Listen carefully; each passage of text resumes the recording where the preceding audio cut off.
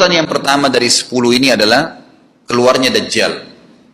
Ini urutan pertama. Dajjal, jemaah sekalian, adalah diambil dari kata-kata Dajjalah yang berarti kekacauan. Dajjal ini akan keluar nanti dari negeri Persia. Sebuah kota dalam hadis sahih dikatakan dari wilayah namanya Yahudiyah. Allahu alam apakah dia dari turunan Yahudi atau bukan, tapi yang jelas Dajjal nama orang, dipastikan disebutkan namanya dan cirinya. Dan dia akan diikuti dari wilayah Yahudiyah tadi, di wilayah Khurasan, kalau sekarang wilayah Iran, negeri Iran sekarang.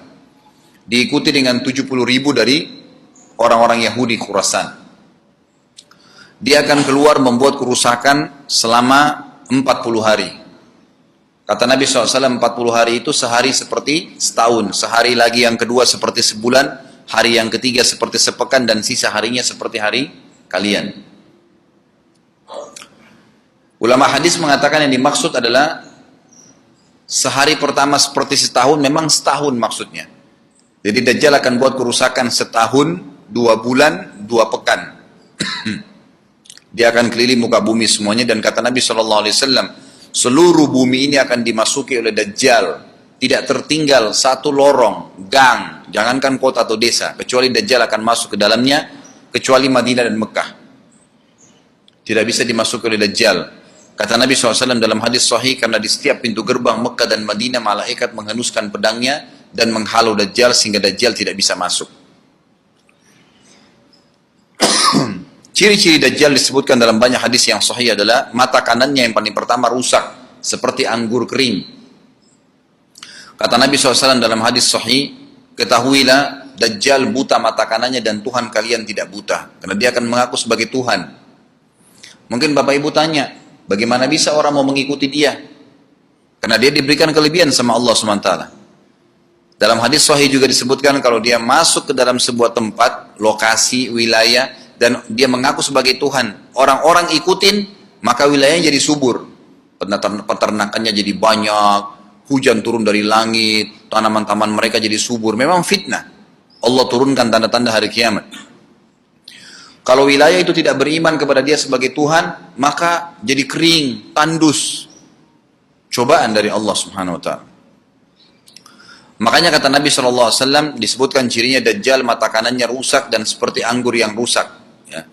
Kemudian dia orangnya memiliki kulit yang kehitam-hitaman, serta memiliki dahi yang lebar.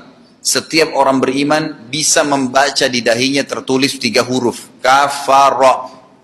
Semua orang yang ngerti tulisan Arab, tidak ngerti tulisan Arab akan bisa tahu dan baca itu. Di dahinya tertulis naudzubillah kafara, kufur.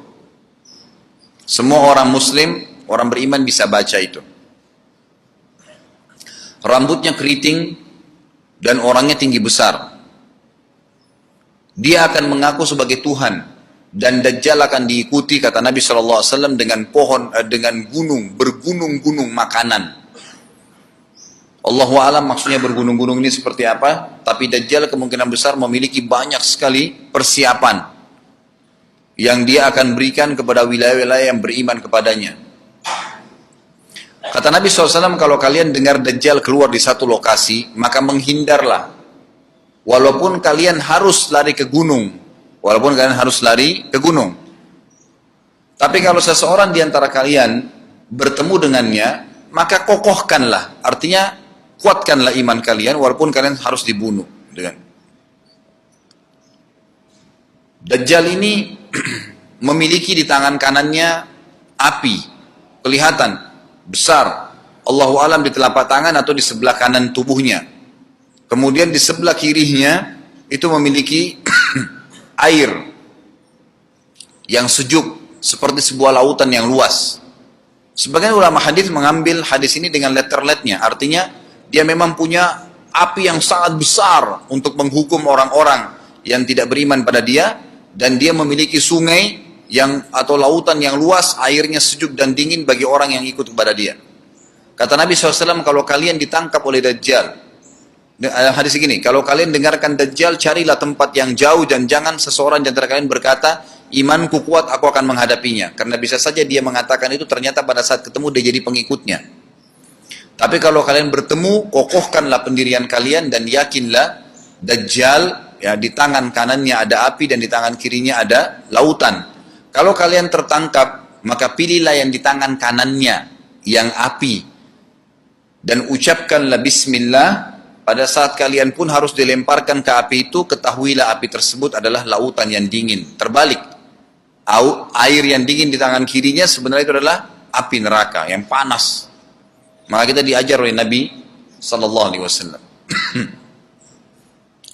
Dajjal terus aja banyak pengikutnya, akan diekspos. Seperti kita tahu sekarang, luar biasa bagaimana media dalam sekejap saja sudah bisa tersebar di sana sini beritanya. Kata sebagian ulama yang menanggapi fasilitas media kita di zaman sekarang mengatakan, kemungkinan besar memang Dajjal ini akan terekspos sangat cepat karena adanya media kayak kita sekarang. Cepatnya dia keliling muka bumi ini setahun, 2 bulan, 2 pekan, sudah semua bumi ini dilingkari, didatangin karena memang sekarang fasilitas pesawat ada, transportasi mudah. Dan memang ada salah satu hadis yang dihasankan oleh para ulama, salah satu tanda-tanda hari kiamat adalah adanya besi yang berterbangan yang menjadi tunggangan manusia. Sekarang ada pesawat, ada kereta api, ada mobil. Nah, itu ada hadisnya. Maksud tanda-tanda hari kiamat. Dajjal nanti akan masuk ke Mekah dan Madinah, akan tiba di Mekah dan Madinah, tapi yang dibahas dalam hadis adalah di kota Madinah. Mohon maaf. Lalu kemudian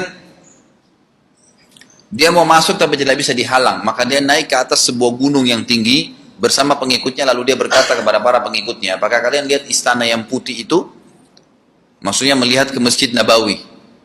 Lalu berkata para pengikutnya, iya tentu saja. Lalu berkatalah, ya, Dajjal itu adalah istananya Muhammad. Tidak bisa dia masuk ke dalam. Dia hanya batas wilayah haram di luar kota Madinah.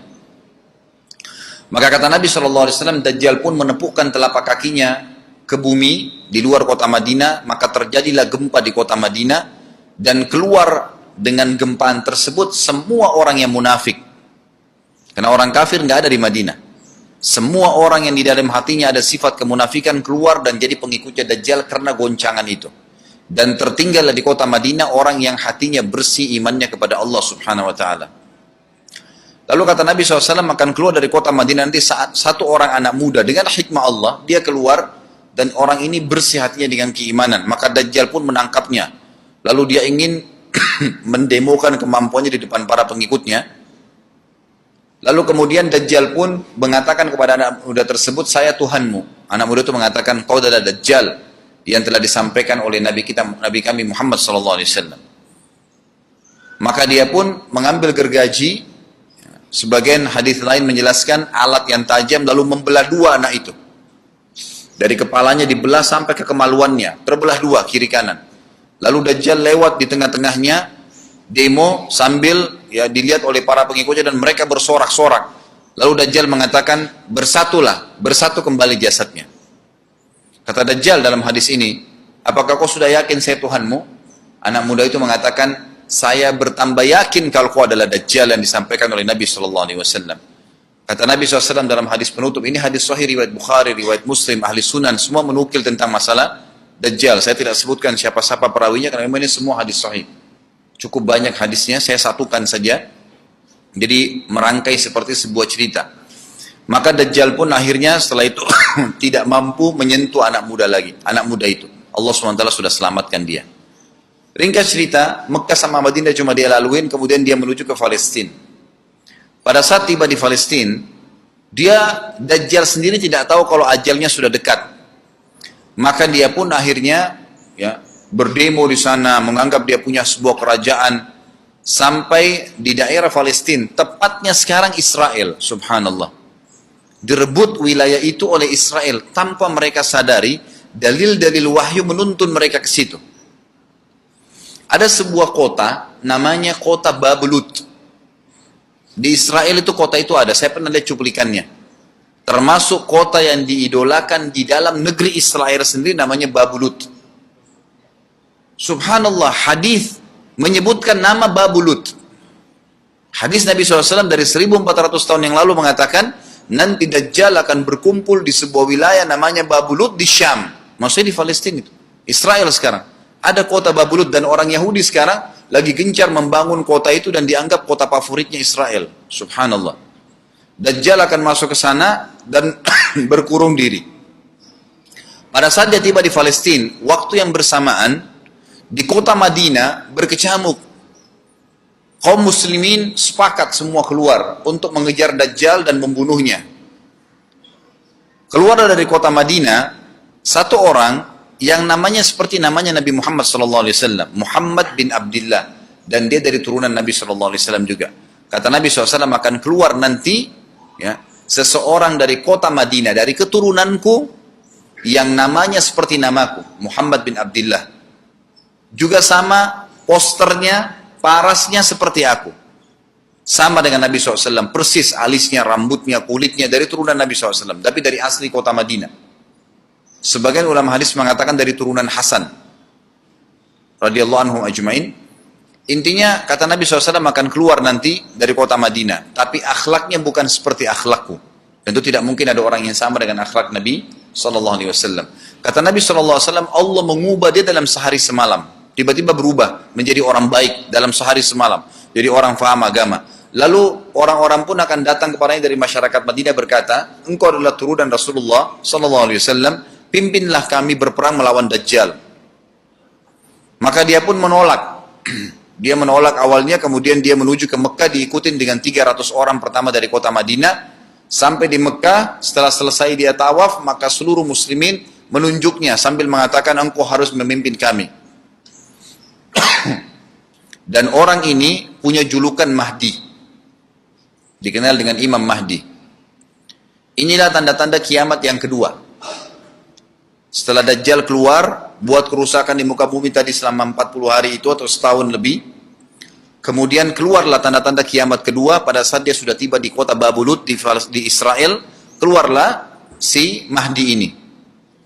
Pada saat dia tiba di Mekah, dibaiatlah oleh banyak kaum muslimin, tidak disebutkan jumlah pasukannya, maka terbentuklah pasukan jihad yang mengejar Dajjal menuju ke Palestina. Lalu keluar tanda-tanda kiamat 3, langsung berentetan semua. Makanya ulama mengatakan tanda-tanda kiamat kecil itu antara satu sama yang lain ada jarak-jaraknya. Tapi kalau tanda-tanda kiamat besar sekali datang, maka datang semua. Gitu kan. Walaupun memang ada masa, gitu kan, ada masanya. Tanda-tanda kiamat besar yang ketiga adalah pada saat pasukan Imam Mahdi dengan pasukan jihad itu tiba di Darul Baydha namanya. Menara kota putih yang ada menara putihnya, dan itu sekarang di negeri Syam, tepatnya di Damaskus, ibu kota Syria. Sebagian ulama mengatakan Masjid Jami' Syam, karena memang menaranya berwarna putih. Hadis menyebutkan